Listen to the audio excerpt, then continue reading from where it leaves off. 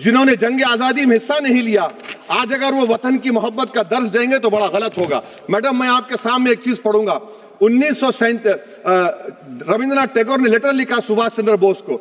मैं सिर्फ किसी ने नहीं पढ़ा ये। क्या कहा टैगोर साहब ने? But parliament is a place of union for all religious groups and there the song can not be appropriate. When Bengali Muslims show sign of stubborn fanaticism, we regard this intolerable. When we too copy them and make unreasonable demands, it will be self-defeating. ये मैं इसको ले करूंगा madam, आप देख लीजिए। फिर दूसरी तरफ मैडम आप आ जाइए, मैं यहाँ पर बैठकर, हाँ, जितने तकारीर यहाँ पर हुए सब जनगण मन पर तनकीद किए। तो मैडम मुझे ये कहना पड़ेगा कि जनगण मन पर आप लोग इतनी तकलीफ क्यों उठा रहे हैं? आखिर इतनी तकलीफ क्यों है?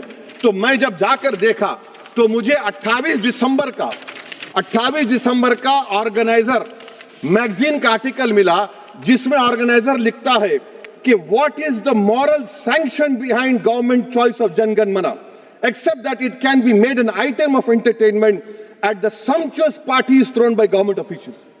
आप बताइए इसका बोलेंगे आप? और फिर उसके काइंड कैसा करते हैं? It will mean we can not love our motherhood.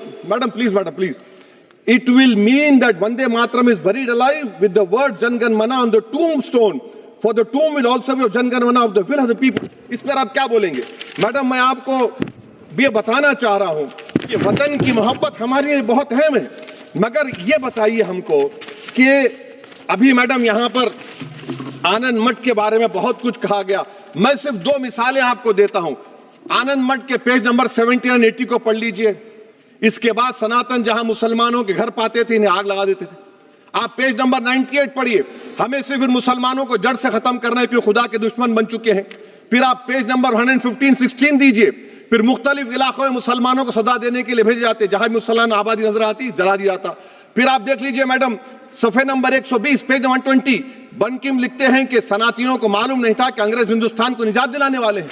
ये आप क्यों कर रहे हैं? अब आप मैडम, मैं आपको पेपर्स दे कर दूंगा। मैडम भारत में हमारी आजादी इसलिए आई और बरकरार रही कि हमने मुल्क और मजहब को एक चीज नहीं बनाया।